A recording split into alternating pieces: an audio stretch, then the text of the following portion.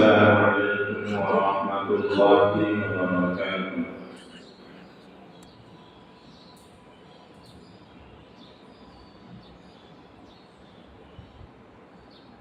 الحمد لله وكفى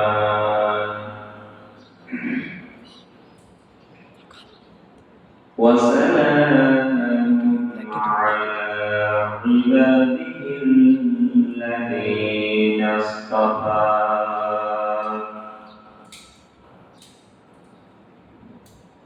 خصوصا على أشرف الأنبياء والمجتبى.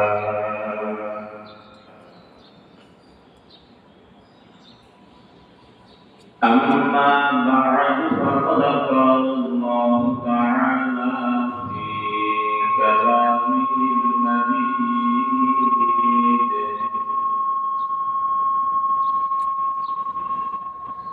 والفرقان الرجال قوامون على النساء بما فضل الله بعضهم على بعض وبما أنفقوا من أموالهم فالصالحات قانتات حافظات للغيب بما حفظ الله.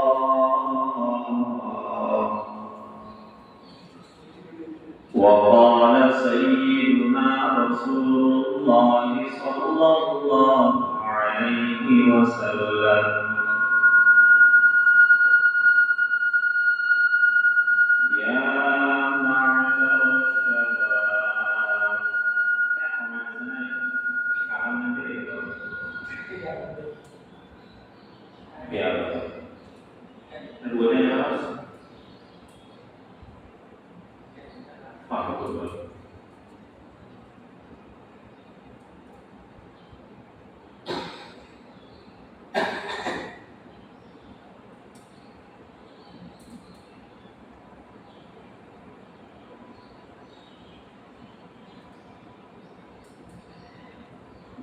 وقال سيدنا رسول الله صلى الله عليه وسلم: يا معشر الشباب من استطاع منكم الباءة فليتزوج فإنه أغض للبصر وأحسن للفرج ومن لم يستطع فعليه بالصوم فإنه له وجاء أو كما قال النبي عليه الصلاة والسلام.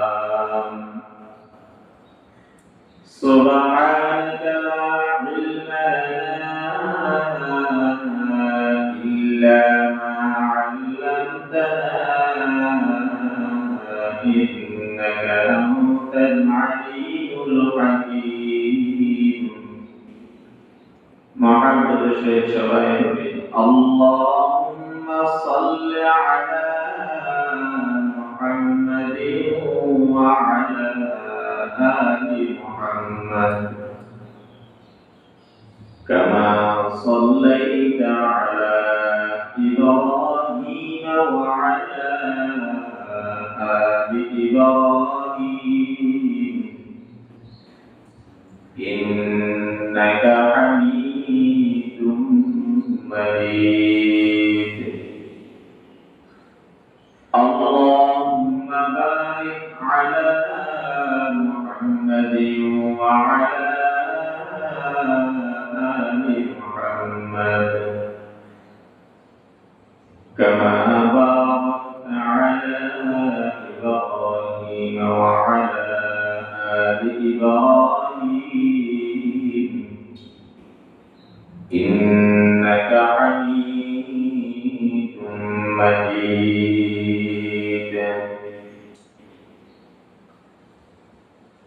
صدق الله المولى العظيم وصدق رسوله النبي الكريم ونحن ذلك لمن الشاهدين والشاكرين والحمد لله رب العالمين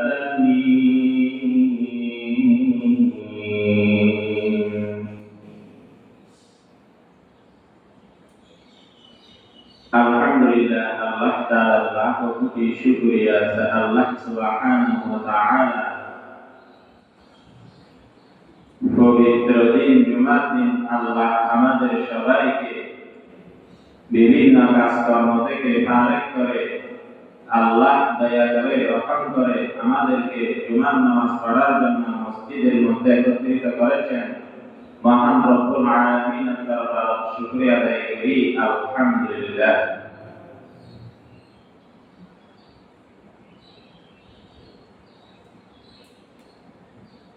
অল্প সময়ের ভিতর কোরআন থেকে আমি একটা আয়াত তেলাওয়াত করেছি এবং আল্লাহ রাসূলের বাণী থেকে একটা হাদিস শরীফ পাঠ করেছি। আল্লাহ তাআলা যদি তৌফিক দেন হাদিস এবং আয়াতকে সামনে রেখে কিছু আলোচনা করব। আমরা সবাই আমল করার চেষ্টা করব ইনশাআল্লাহ।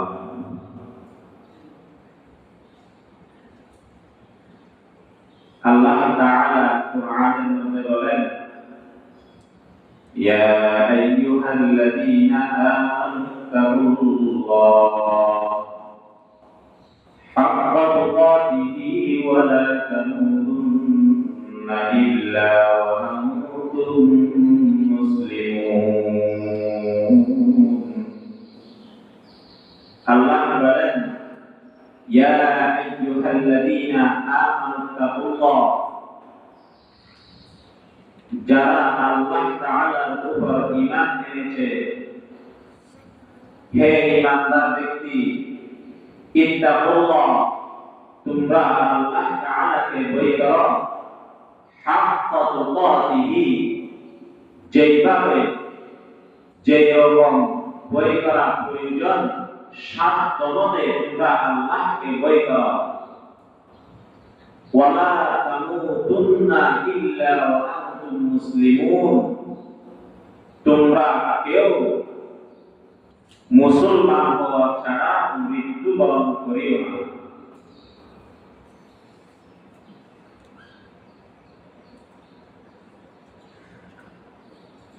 এখন বর্তমান সমাজের মধ্যে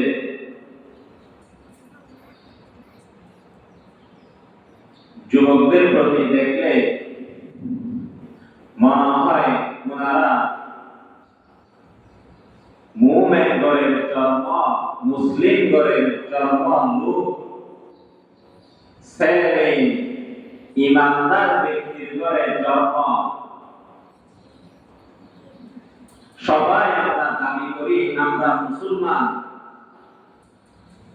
কিন্তু আমাদের কাজে কর্মে আমাদেরকে পরিচয় দেই আমরা প্রকৃত মুসলমান নয়।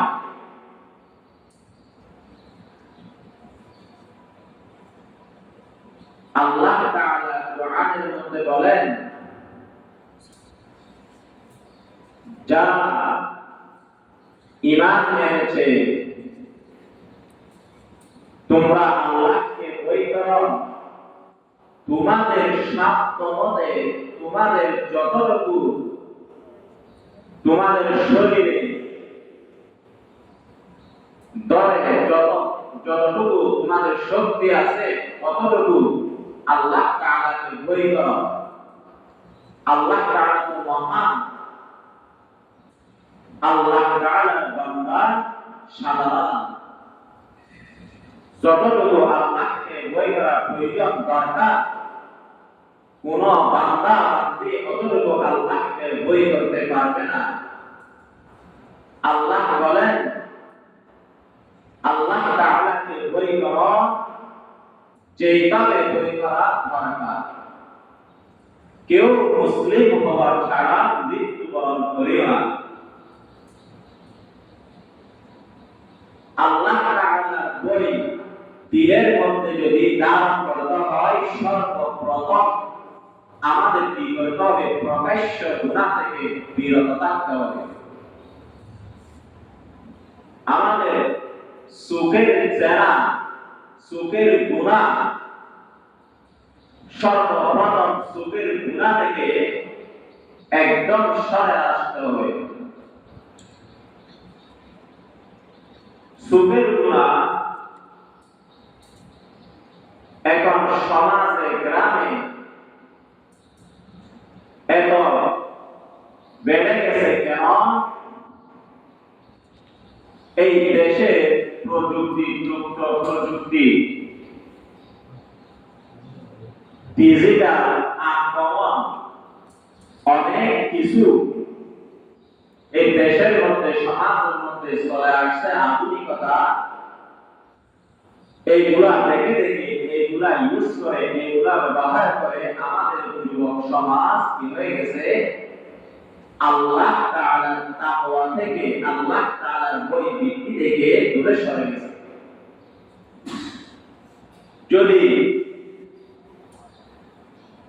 আমাদের বাড়ির মধ্যে যারা যুবক যুবতী আছে, আমাদের ছেলে মেয়ে যারা যুবক যুবতী আছে, উপস্থিত যারা যুবক আছে, তাদেরকে বলতেছি, যদি প্রকাশ্য গুনাহ থেকে বাঁচতে চাও, বর্তমান সমাজে প্রকাশ্য যোগের গুনাহ থেকে যদি বাঁচতে চাও, যদি সামর্থ্যটাকে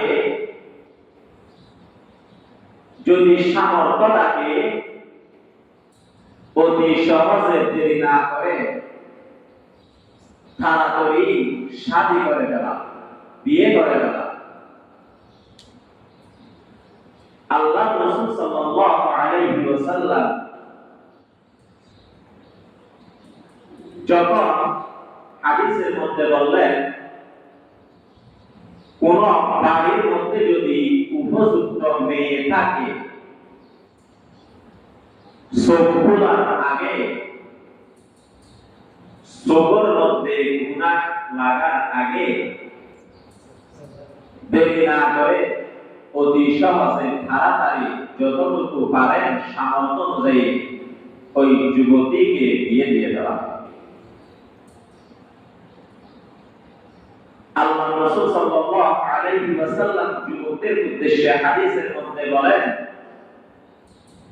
وقال رسول الله صلى الله عليه وسلم يا معشر الشباب من استطاع منكم الباءة فليتزوج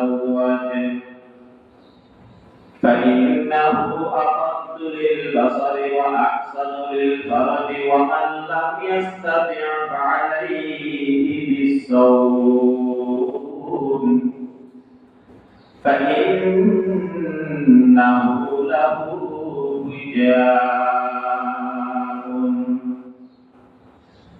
আল্লাহর হাবিব জনাবে মুহাম্মদুর রাসূলুল্লাহ সাল্লাল্লাহু আলাইহি ওয়াসাল্লাম বয়ান ফরমান, ইয়া মা'শারাশ শাবাব, হে যুবক, মান ইসতাতা'a মিনকুমুল বাআতা,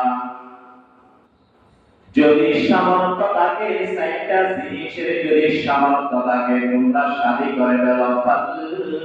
ফালইয়াতাযাওয়াজ, যদি সামর্থ্য থাকে, এক নম্বর মহর দেওয়ার যদি সামর্থ্য থাকে, দুই নম্বর স্ত্রীকে ভরণ পোষণ করার যদি সামর্থ্য থাকে, তিন নম্বর স্ত্রীকে টাকার জন্য যদি তোমার বাড়ি দেওয়ার সামর্থ্য থাকে।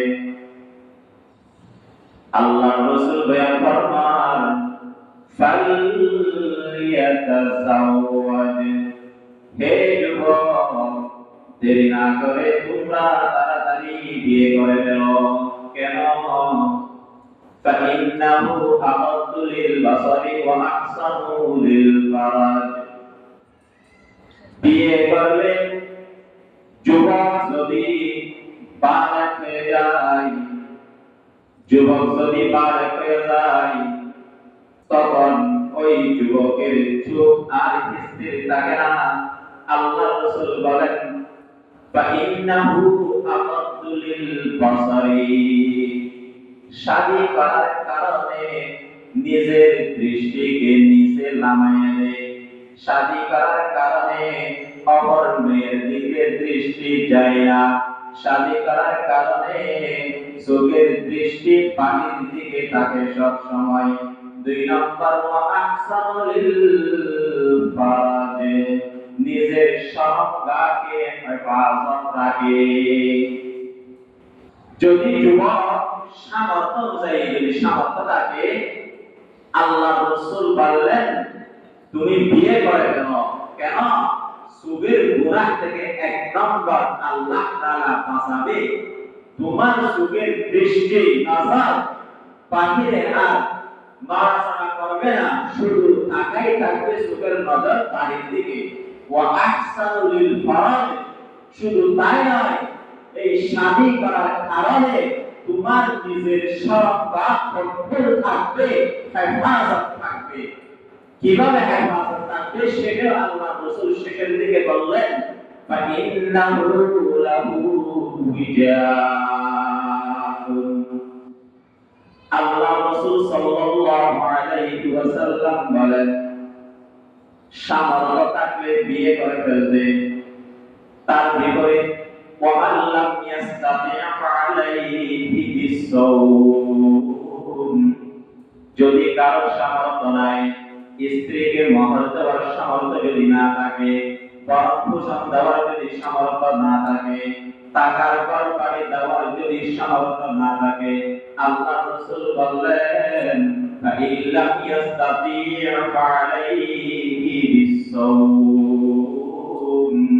তোমার যত সময় অতিবাহিত হচ্ছে যুবক হওয়ার পর, ধৈর্য ধারণ করে তুমি নফল রোজা রাখা শুরু করে দাও।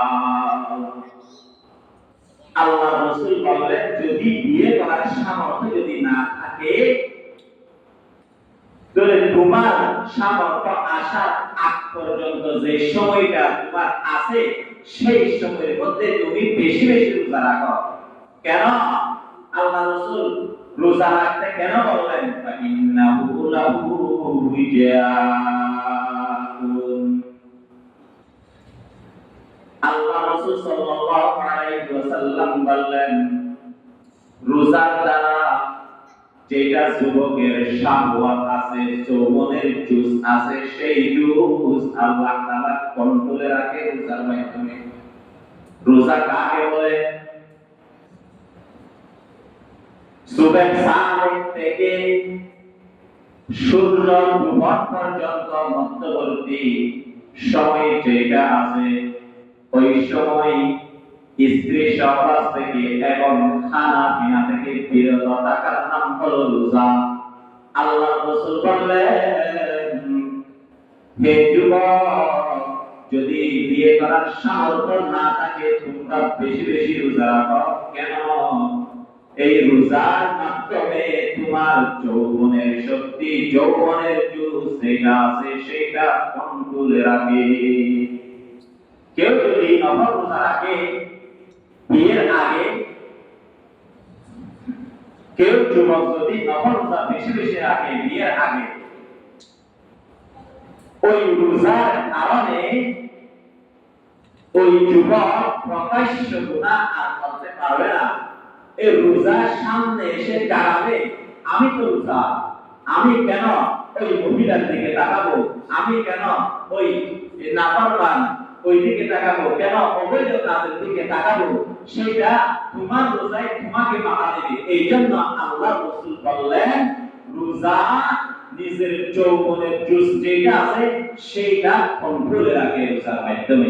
এই জন্য আল্লাহ রাসূল বললেন সামর্থ্য না থাকে, যদি সামর্থ্য না থাকে কোন যুবকের, তাহলে তোমরা বেশি বেশি রোজা রাখো। যদি সামর্থ্য থাকে তখন আল্লাহ রাসূল বললেন দেরি না করে তাড়াতাড়ি বিয়ে শাদী করে দাও, বিয়ে করে দাও। কিভাবে বিয়ে করবে সেটাও আল্লাহ রাসূল সাল্লাল্লাহু আলাইহি ওয়াসাল্লাম হাদিসের মধ্যে বললেন। وعن أبي هريرة رضي الله تعالى عنه قال رسول الله صلى الله عليه وسلم تنكح المرأة لأربع لمالها وحسبها وجمالها ودينها فاصفر بذات الدين أو كما قال النبي عليه الصلاة والسلام আল্লাহ হাবিব মুহাম্মদুর রাসূলুল্লাহ সাল্লাল্লাহু আলাইহি ওয়াসাল্লাম বলেন তুনকিহুল মারআতু লিআরবাঈন শাদী করার সময় চারটা জিনিসকে সামনে রেখে তোমরা বিবাহ করবা। চারটা জিনিসকে সামনে রেখে চারটা জিনিস থেকে তোমরা শাদী করবা। এক নম্বর লিমালিহা মেয়ের সম্পদ আছে কিনা ওটা দেখতে হবে। ওয়ালি হাসাবিহা মেয়ের বংশধর দেখতে হবে, নানার গোষ্ঠী কেমন। ওয়ালি জামালিহা ওই মেয়ের সৌন্দর্য দেখে বিয়ে করতে হবে, মেয়ের সৌন্দর্য কেমন। 4 নম্বর আল্লাহ রাসূল বলেন ওয়াদিহা দিনদারিয়ত দেখে বিয়ে করতে হবে। কিন্তু 4টা বলে আল্লাহ রাসূল লাস্টের দিকে আরেকটা বললেন ফাসফার বিজাতিদ্দিন ওই 4টা জিনিসের মধ্যে থেকে লাস্টের 4 নম্বর যেটা আছে ওই লাস্টের তাকে প্রাধান্য দিতে হবে। ফাসফার বিজাতিদ্দিন মেয়েটা দেখতে গেছে আল্লাহ রাসূল বললেন লিমালিহা সম্পদ আছে কিনা দেখতে, দেখলেন সম্পদ আছে। ওয়ালি হাসাবিহা বংশধর দেখতে বললেন বংশ ভালো। ওয়ালি জামালিহা সৌন্দর্য দেখতে বলেন অনেক সুন্দর। ফাসফার বিজাতিদ্দিন 4 নম্বর দেখতে বললেন দিনদারিয়ত আছে কিনা। প্রথম 3টা আছে, 4 নম্বরটা নাই, দিনদারিয়ত নাই। মহিলা কিন্তু বেপরদা, মহিলা কিন্তু উচ্ছৃঙ্খল, মহিলা কিন্তু রানী, সমাজের পাশা।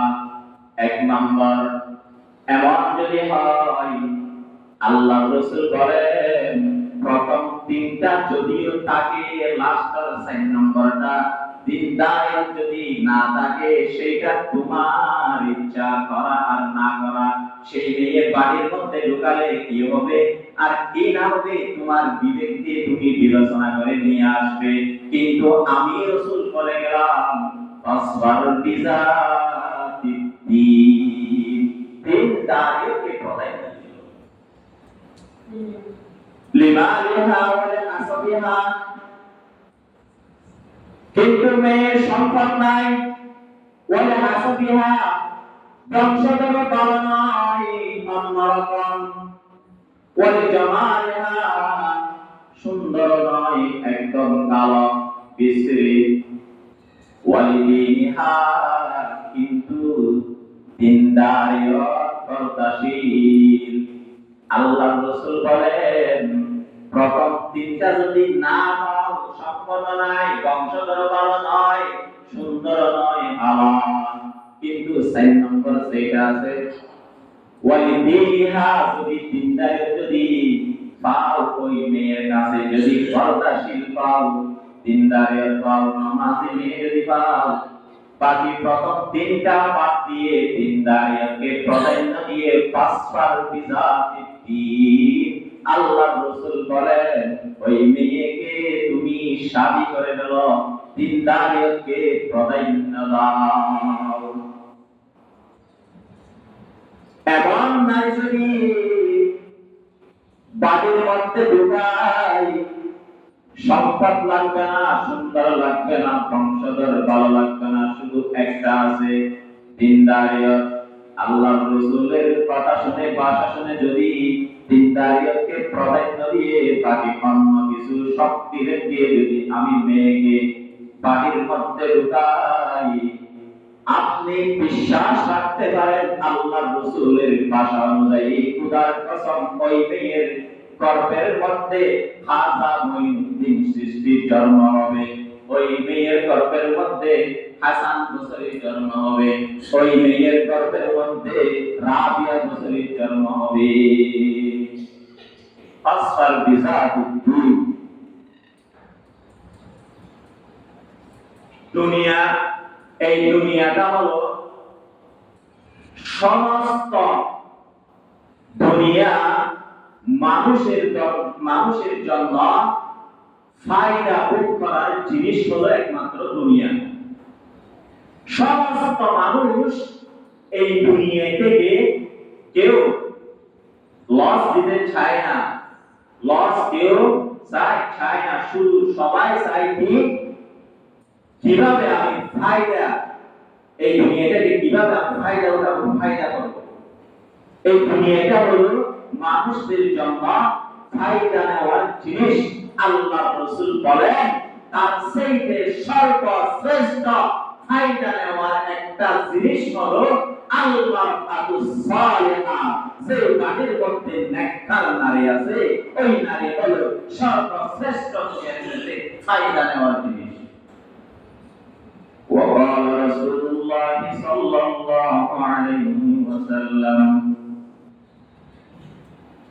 الدنيا كلها متاع وخير متاع الدنيا المرأة الصالحة أو كما قال النبي عليه الصلاة والسلام। আল্লাহ হাবিব জনাবে মুহাম্মদ রাসূলুল্লাহ সাল্লাল্লাহু আলাইহি ওয়াসাল্লাম বলেন, আদ-দুনিয়া কুল্লুহা মাতা, এই সমস্ত দুনিয়া হলো মানুষের জন্য ফায়দা ভোগ করার জিনিস। ওয়া খায়রু মাতা'আদ দুনিয়া আল মারআতুস সালিহা, আল্লাহর রাসূল বলেন তার চাইতে দুনিয়ার থেকে সর্বশ্রেষ্ঠ ফায়দা নেওয়ার জিনিস হলো আল মারআতুস সালিহা, একজন নেককার নারী।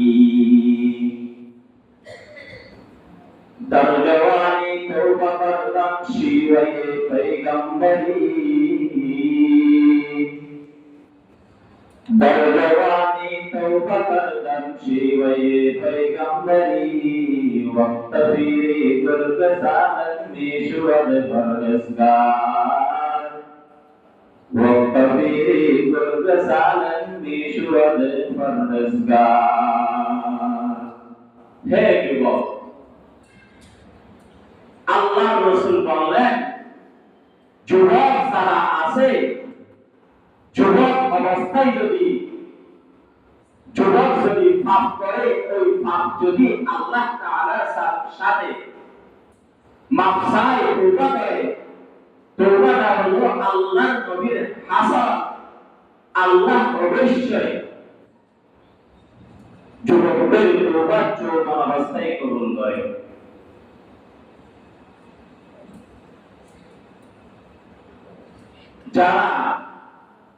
যাদের বাড়ির মধ্যে অবিবাহিত আমাদের মেয়ে আছে, অবিবাহিত যারা যুবক সন্তান আছে, আমাদের মা বোন যারা বাড়ির মধ্যে আছে, সর্বাক্ষণিক যদি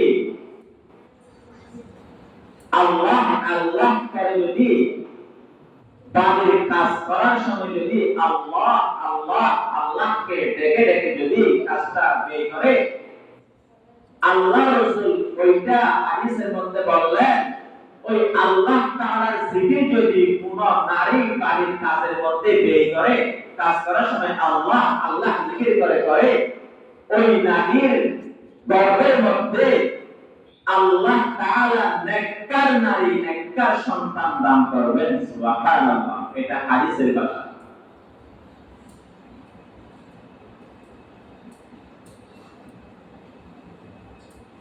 একজন বিখ্যাত আলেম খাজা মঈনুদ্দিন চিশতি রাহমাতুল্লাহি আলাইহি, ওনার জন্মস্থান হলো বাগদাদ।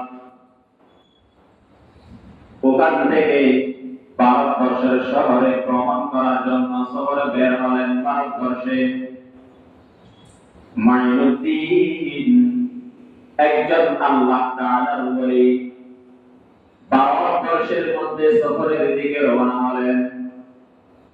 সফরকালে ঘোড়া দিয়ে যখন সফর করলেন ভারত দেশে, যত হিন্দুর দৃষ্টি, সুখের নজর মঈনুদ্দিনের চেহারার দিকে গেছে। ওই সকল হিন্দু মঈনুদ্দিনের চেহারার দিকে তাকে ইসলাম ধর্ম গ্রহণ করে ফেলেছে। সুবহানাল্লাহ। মঈনুদ্দিন চিশতি রাহমাতুল্লাহি আলাইহি বলেন, শুধু আমার চেহারা দেখে ভারতবর্ষে শুধু একজন, দুইজন, 10 জন, 50 জন, 100 জন নয়, আমার চেহারা দেখে ভারতবর্ষে 90,000 হিন্দু আমার চেহারা দেখে ইসলাম ধর্ম গ্রহণ করে ফেলেছে।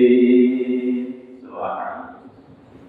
যখন মঈনুদ্দিন চিশতি রাহমাতুল্লাহি আলাইহি সফর শেষে যখন মক্কাতে বাড়িতে ফিরলেন, মঈনুদ্দিন চিশতির মা আম্মা জান বহুদিন পর ছেলে আসছে, বুকে টেনে ধরে অনেক কান্নাকাটি করলেন, কিন্তু মঈনুদ্দিন চিশতি রাহমাতুল্লাহি আলাইহির মুখ থেকে হাসি, কোনো কান্না নাই।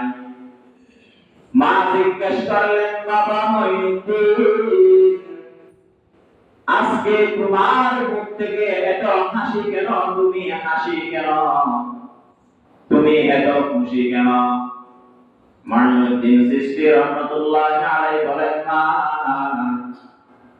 এমন একটা কাজ করে আসছি আমি, এই জন্য বারবার আমার দিলে ঠেলে, খুশির দিকে ঠেলে। মা বলে, বাবা মঈনুদ্দিন, কি কাজ করছো যে তুমি? মা, আমি যখন ভারতবর্ষে সফরে বের হলাম, ওই সময় আমার চেহারার দিকে যত হিন্দু আমার চেহারার দিকে তাকাইছে, সকল হিন্দু তাকা মাত্রই ইসলাম ধর্ম গ্রহণ করে ফেলেছে।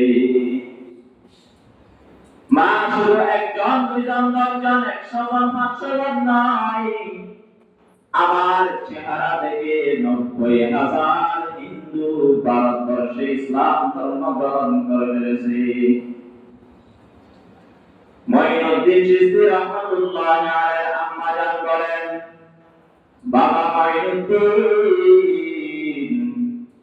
এটা শুধু তোমার সফরের কারণে হয় নাই, এটা তোমার মা আমার কষ্ট সাধনার কারণে তোমার চেহারা থেকে হিন্দু মুসলমান হয়েছে। মঈনুদ্দিন বলেন, মা, কষ্ট করলে আমি করছি, শহরে গেলে আমি গেছি, আপনার কি কষ্ট হয়েছে? আপনার কি সাধনা এখানে? এই ঘটনার মধ্যে আপনার কি কষ্ট? তখন মঈনুদ্দিন চিশতি রাহমাতুল্লাহি আলাইহি আম্মা জান বলেন, বাবা মঈনুদ্দিন, তোমার বাবা তো ছোটকালে ইন্তেকাল করেছে।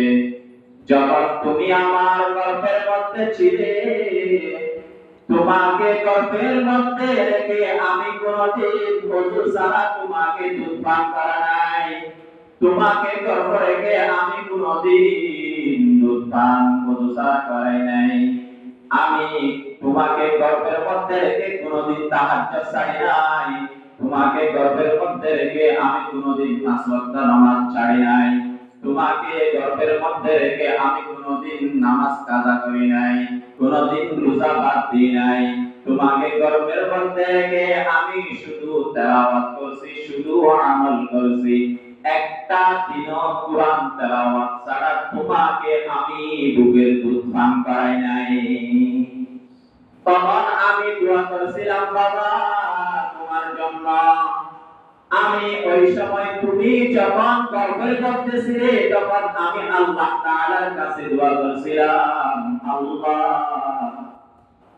আমার গর্ভের মধ্যে তুমি একটা সন্তান দিছো, আমি কোনদিন ওই সন্তানকে ওদু ছাড়া দুধ পান করে নাই, আমি কোনদিন গর্ভ রেখে ওই সন্তানকে নামাজ রোজা তাহাজ্জুদ বাদ দিই নাই। আল্লাহ আমার কোরআন তেলাওয়াতের নূর, তাহাজ্জুদের নূর, নামাজের নূর, যত নেক আমল আমি করছি ওই ইবাদতের নূর আমার গর্ভের মধ্যে যে ছেলেটা আছে তার চেহারার মধ্যে দিয়ে দাও।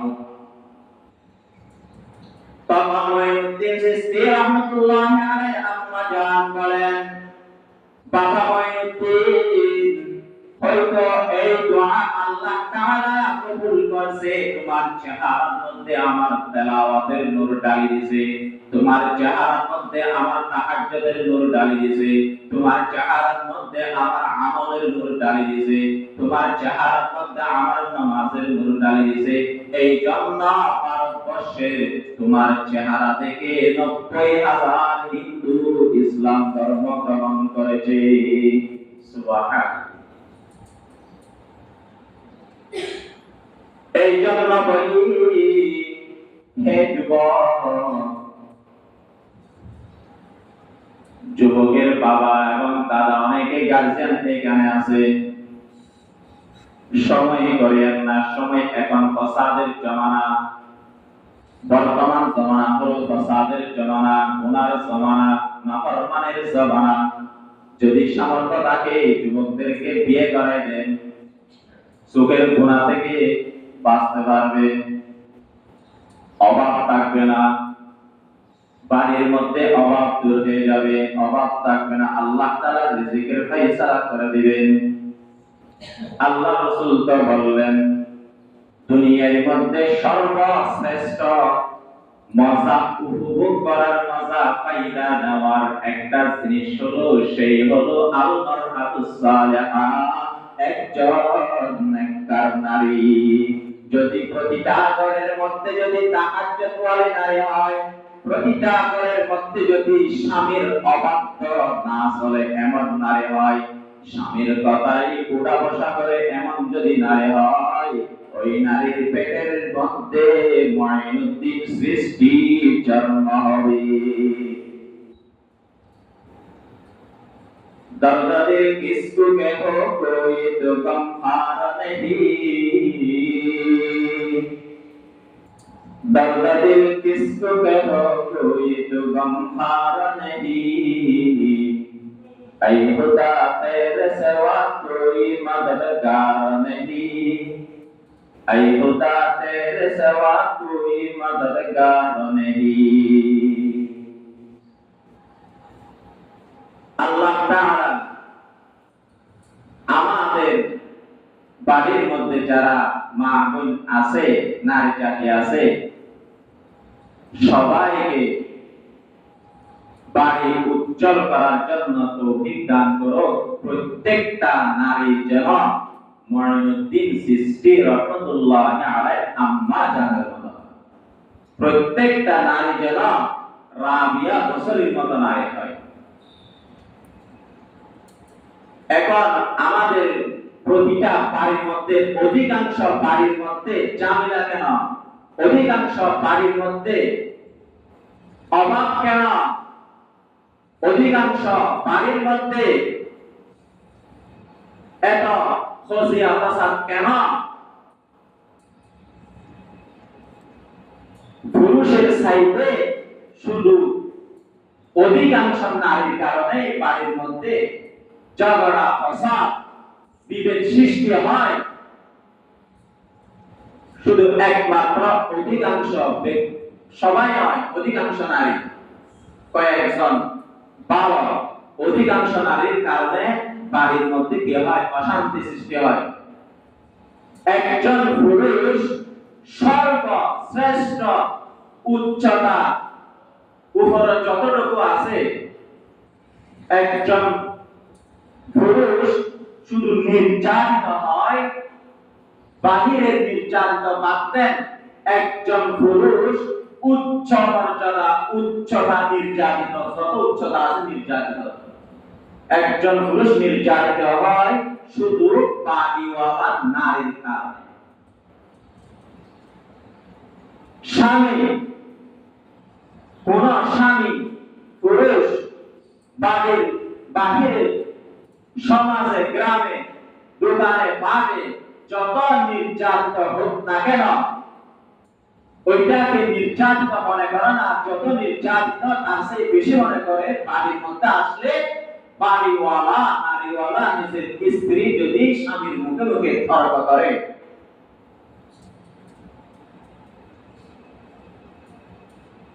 দুই তিন মিনিট ব্রেক হলেও,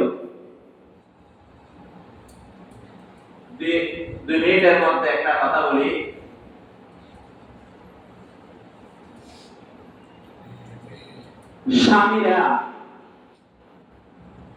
স্বামীর অধিকার কি?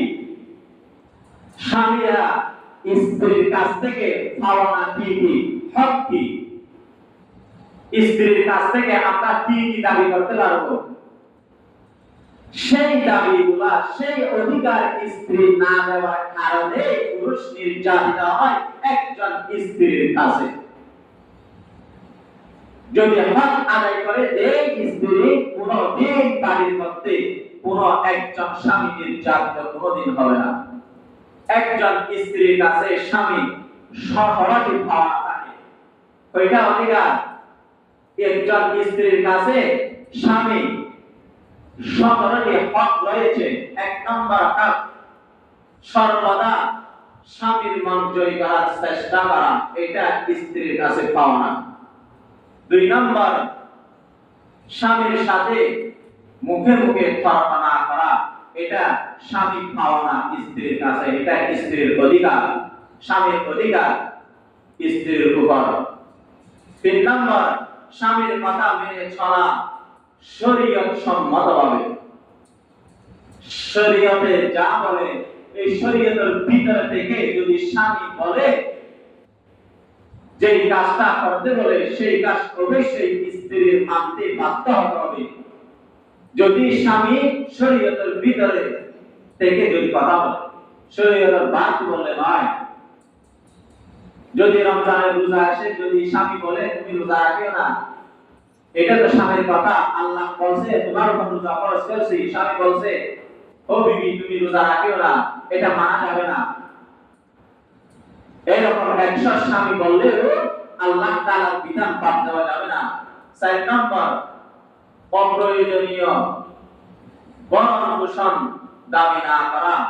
আমার দুইটা তিনটা কাপড় আছে, দুইটা ত্রিভুজ আছে, বুরকা দুইটা আছে, এটাই আমার চলে।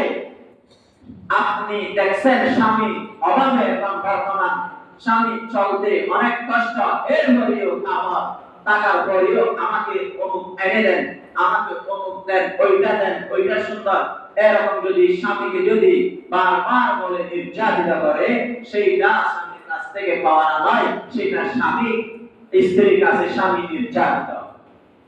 তাহলে 4 নম্বরে বরণ পোষণ, অপ্রয়োজনীয় বাইরে অতিরিক্ত বরণ পোষণ, কাপড় খাওয়া খাওয়া এটা না করা। 5 নম্বর, পরপুরুষের সাথে কোন ধরনের সম্পর্ক না রাখা, এটা স্বামীর পাওনা স্ত্রীর কাছে। 6 নম্বর, স্বামীর অনুমতি ছাড়া কাউকে করে না ঢোকানো। স্বামীর অনুমতি না পাইলে বাড়ির মধ্যে কোন অপরিচয় ব্যক্তি ঢোকানো নিষেধ, এটা স্বামীর পাওনা স্ত্রীর কাছে। 7 নম্বর, স্বামীর অনুমতি ছাড়া বাড়ি থেকে বের হওয়া যাবে না। স্বামী যদি না করে আপনার অধিকার নাই বের হওয়ার, এটা স্ত্রীর কাছ থেকে স্বামী পাওনা। 8 নম্বর, এটা 17টি সব হাদিস থেকে নিয়ে আসছি। হাদিস বললে সময় লস হয়ে যাবে, সংক্ষিপ্ত সময়, এই জন্য সবগুলা লিখে নিয়ে আসছি হাদিস থেকে। 8 নম্বর,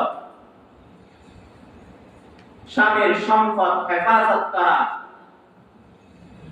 স্বামীর অনুমতি ছাড়া স্বামীর সম্পদ থেকে এক জররা পরিমাণ কাউকে দেওয়া নিষেধ। স্বামীর সম্পদ বাড়ির মধ্যে আছে, ওইটাকে হেফাজত করার দায়িত্ব হলো স্ত্রীর, এবং কাউকে দেওয়া যাবে না স্বামীর অনুমতি ছাড়া। এখন অনেক নারীরা আছে স্ত্রীর সম্পদ বিশ্বাস করে, স্বামীর সম্পদ স্ত্রীর কাছে দিয়েছে বিশ্বাস করে, ওই স্ত্রী বাপের বাড়ি, কর্ণার বাড়ি, ও অমুক বাড়ি, সমুক বাড়ি, স্ত্রীর সম্পদ সবগুলা বিনষ্ট করে দিয়েছে। এটা স্ত্রীর কাছে পাওয়া নয়। স্ত্রীর কাছে পাওয়া হলো স্বামীর সকল সম্পদ স্ত্রীর কাছে হেফাজত থাকা, সকল সম্পদ স্বামীর অনুমতি ছাড়া কাউকে এক জাররা পরিমাণ দেওয়া যাবে না, নিষেধ। 10 নম্বর, স্বামীর অনুমতি ছাড়া নফল ইবাদত করা যাবে না। স্বামী বাড়ির মধ্যে আছে, আপনি নফল রোজা রাখতে পারবেন না, স্বামী অনুমতি দিলে রাখতে পারবেন, না হলে রাখতে পারবেন না। স্বামী যদি অনুমতি দেয় আপনি নফল ইবাদত করতে পারবেন, আর না হলে জায়েজ নাই নফল ইবাদত করা। স্বামীর অধিকার কতটুকু আবার বুঝেন। 11 নম্বর, স্বামীর আমানত হিসেবে নিজের ইজ্জত হেফাজত করা। 12 নম্বর, স্বামী গরিব এবং সুন্দর নয়, তাতে স্বামীকে হেয় করতে পারবে না, তুচ্ছ করতে পারবে না, এটা স্ত্রীর কাছ থেকে স্বামী পাওয়া। যদি স্বামী গরিব হয়, হাদিসের মধ্যে আছে যদি সম্পদ একটু কম, চলতে একটু কষ্ট, কিন্তু স্ত্রীর বাপের বাড়িতে অনেক ধনী সম্পদওয়ালা, স্ত্রীর বাপের বাড়ি থেকে এনে স্বামীকে দিতে হবে, এটা হাদিসের মধ্যে আছে। কিন্তু বাধ্য না, মন চাইলে স্ত্রী, এটা স্ত্রীর কাছ থেকে স্বামী পাওয়া না, স্বামী যদি গরিব হয়, কিন্তু স্বামী দাবি করতে পারবে না স্ত্রী মন চাইলে। 13 নম্বর, স্বামীকে কোন গুনাহের কাজ করতে দেওয়া যাবে না। স্বামী যদি কোন গুনার কাজে যদি লিপ্ত হয়ে যায়, স্ত্রী যদি দেখে, সেটা অকাট্য ভাষায়, গরম ভাষায় স্বামীকে বলতে পারবে না। স্বামীকে বলতে হবে একদম মিষ্টি সুরে, নরম ভাষায় ওই গুনার কাজ ত্যাগ করার জন্য স্ত্রী নরম ভাষায় বলতে হবে। এটা স্ত্রীর কাছ থেকে স্বামী পাওনা নরম ভাষা। 14 নম্বর, স্বামীর নাম ধরে ডাকা যাবে না, এটা স্ত্রীর কাছে পাওনা স্বামী। 15 নম্বর, কারো কাছে স্বামীর দুষ্ত্রুটি বর্ণনা করা যাবে না। স্বামীর দুষ্ত্রুটি অনেক দুষ্টাকে, এটা স্বামী স্ত্রীর মাঝখানে গোপন রাখতে হবে। স্বামী স্ত্রী তর্কাতর্কি দিয়ে স্বামীর দুষ্ত্রুটি বর্ণনা আপনি সমাজের মধ্যে করবেন, বাবার বাড়ির মধ্যে করবেন, সেই সংসার টিকবে না বেশি দিন, সেই সংসার তুচ্ছ হয়ে যাবে। এটা স্ত্রীর কাছ থেকে পাওয়া। 16 নম্বর, শ্বশুর শাশুড়িকে সম্মানের পাত্র মনে করা। স্বামীর বাবা, স্বামীর আম্মা জান, এই শাশুড়িকে সম্মান করতে হবে, সম্মানের সুখে রাখতে হবে স্ত্রীকে, এটা স্ত্রীর কাছ থেকে স্বামী পাওয়া। 17 নম্বর, সন্তানদের লালন পালনে অবহেলা করা যাবে না। এই সন্তান উভয়জনের ব্যয়ের মাধ্যমে, উভয়জনের সাধনার মাধ্যমে ছেলে সন্তান জন্ম হয়েছে। এই সন্তানকে স্বামী স্ত্রী তর্কাতর্কি দিয়ে সন্তানকে লালন পালন করার সময় স্ত্রী অবহেলা করা যাবে না। এইটা স্বামীর কাছে, স্ত্রীর কাছে স্বামীর পাওনা। এই 17টি পাওনা যদি স্বামী না পায়, কোন একটা যদিও বাদ যায়, অবশ্যই আপনারা এবার ভেবে দেখেন 17টার মধ্যে কোন একটা আমার ভিতর আছে কিনা। যদি থাকে, ওই বাড়ির মধ্যে অবশ্যই ঝামেলা আছে, এখনো আছে। আল্লাহ তাআলা আমাদের সবাইকে, মা বোনদেরকে, আমাদের সবাইকে নেককার নারী, নেককার সন্তান হয়ে দুনিয়া থেকে বিদায় নেওয়ার তৌফিক দান করুন। ওয়া মা তৌফিকি ইল্লা বিল্লাহ। আসসালামু আলাইকুম ওয়া রাহমাতুল্লাহ। সময় বেশি হয়ে যান, আল্লাহ ক্ষমা চাই।